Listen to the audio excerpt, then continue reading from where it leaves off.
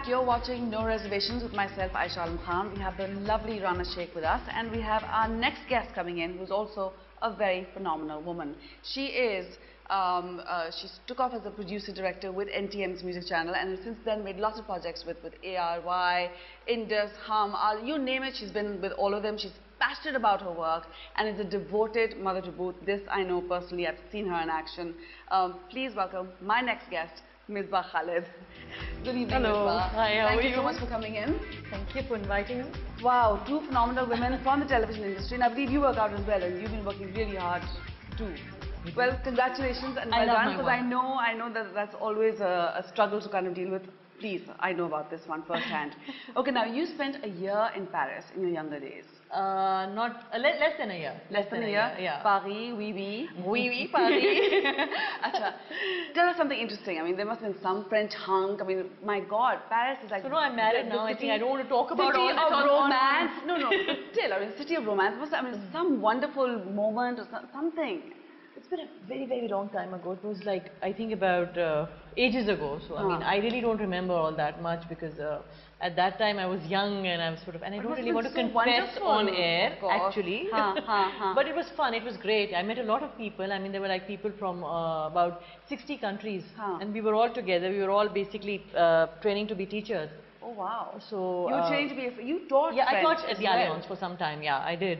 So sort of it was a great time because you know, I mean, like I wasn't allowed to go first, and then I had to sort of, you know, convince my parents and fight for me. How did you convince them? Because I mean, yeah, my mother. Okay. Actually, she stood by me. She said, "Nahi, jane do meri beti ko. Let her go. Let her have fun. Let her enjoy her life before she gets married." Were your parents very possessive and very protective of you? They were protective, but not very possessive. Okay. They were like, okay, because I was on TV, I used to act, and I used to write, I used to do a lot of things. So I always wanted to do different things, you know, because I think. It's a lot of fun because you only have one life to live. Sure. So you have to do different things. But were you like the youngest and most lardly? I was the youngest. There you go. The most lardly was the youngest one because, you know, I mean. So that was great. That was that fun. helped you get your way as well. Yeah. Now, you've also said that your dream is to do a feature film. Oh, yes.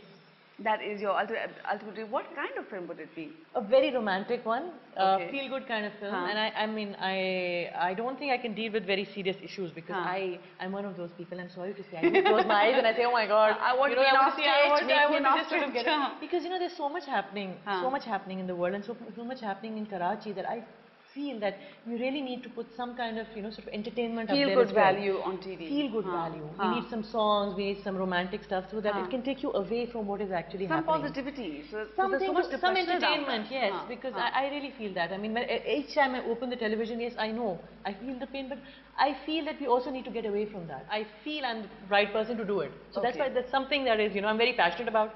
So I want to do a film with songs and dances and sort of, you know, you were in Paris, and we can't ignore that because, I mean, I know this for a fact. I mean, once you've been influenced by the French, it kind of filters through the rest of your life. So what is the biggest influence that you felt you walked away with as far as your Frenchness goes? You know, you won't believe this, and it might sound really boring, but the thing is, I think when I was in France, I mean, before I went, I was really passionate about going to Paris. It was my ultimate dream, and I had a great time. But I truly feel I became more Pakistani when I went to France. Okay. Completely, because, you know, I mean, I don't know, I just felt there was so much in our country that we don't appreciate. I mean, every time I'd hear something about Paris is beautiful. Yes, it is beautiful. Everything is with the language is beautiful. But we have so much beauty here as well. And I truly felt, I was sitting there and I was like, I would listen to people and I would say, why can't we make our country into, you know, sort of a place where people can just come and see. We have Pakistan as well. I mean, you know, exactly. You know, you have to have that kind of thing. I mean, I somehow feel very passionate about this, and I think Rana has also shared this with me. I want to put Pakistan's image up there. I want Pakistan to be a place that is beautiful, that is romantic, that is. I don't know how. I mean, I don't. Maybe I'm being a fool, sort of. But the thing is, I really want that to happen.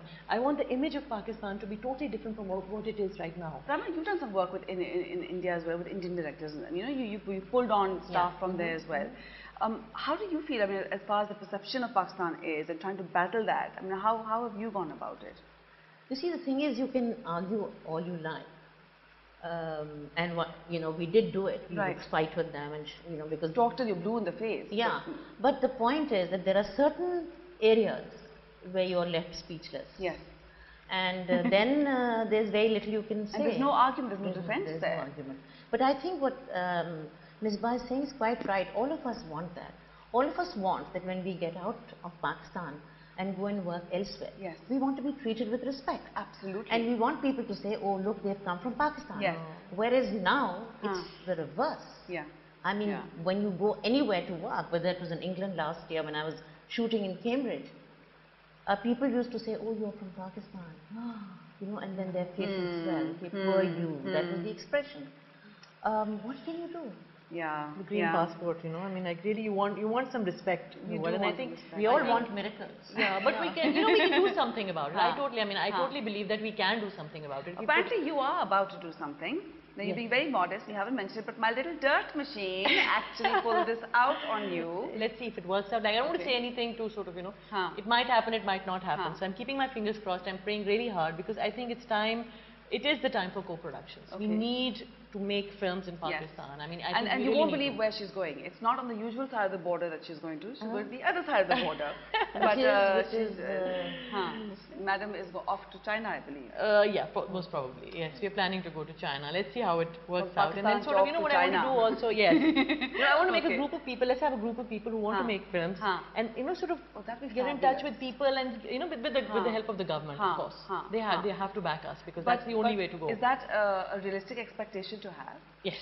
Okay. Anything and everything is possible, Aisha. You just have to have the will for it, and you have to pray really hard, and you sort of, I think it'll happen. I am sure of it. Well, I want to wish you the best of luck. I really hope it comes through for the sake of our industry as well, keeping our fingers crossed and everything else.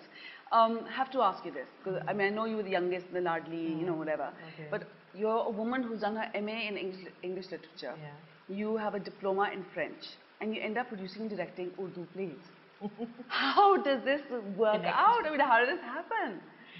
I've always been, I think, a thinker. And I've always wanted to do things actually. I mean, I was an actress first. You clearly enjoy challenges. I totally, And I think I did a course because when I was getting married, actually, I got a scholarship in between. So I sort of made Khalid right. I have to go and don't stop me anything. I got a scholarship to go to New York.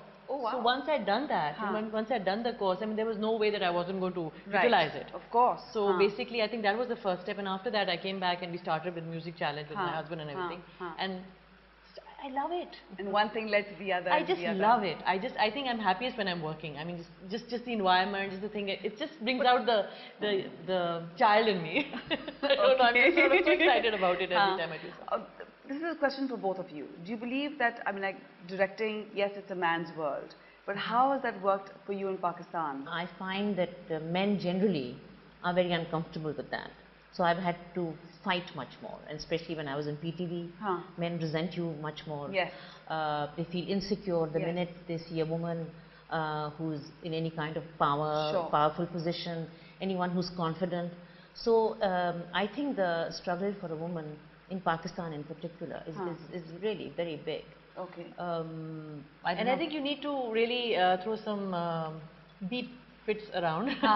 Basically because, you know, nobody takes you seriously. Right. They just think that you don't know anything and we know more than you do. So sort of you go on the set and, you know, nobody takes you seriously. So you have to, half the time you're screaming and, you know, sort of shouting and then losing your energy on that. Just to make people understand that you know your job. And I think it takes some time to prove to other people that, you know your job. Once you get there, then it's easier. So then people start respecting you. And the other thing is that I found that because you develop this attitude of being a very tough person, you know, of just giving them hell and demanding punctuality and perfection, etc. You get, I mean, I've got this reputation now. Of being a terror. Yeah, they say she's a holy terror. I don't care. Which is fine. I really don't care because I think if that's what gets the work done, so be it. So be it. You have to do that because there's no professionalism here. I mean, like, you know, people come late, you come on the set, you're sitting on the set, nobody arrives till like, I mean, 2-3 hours late. You know, so it's very difficult. It's very difficult for you to actually make a place for yourself in this field. All right, I'm right here on set with two terrors of television and terror of the right kind, I can assure you. Stay tuned because we're going to come now into some more interesting questions to both of them. Get more into the nitty-gritties of television experience. Stay with us. You're watching No Reservations with myself, Aisha Khan, and of course, I've got my wonderful guests, Misbah Khalid and of course, Rana Sheikh. Stay with us.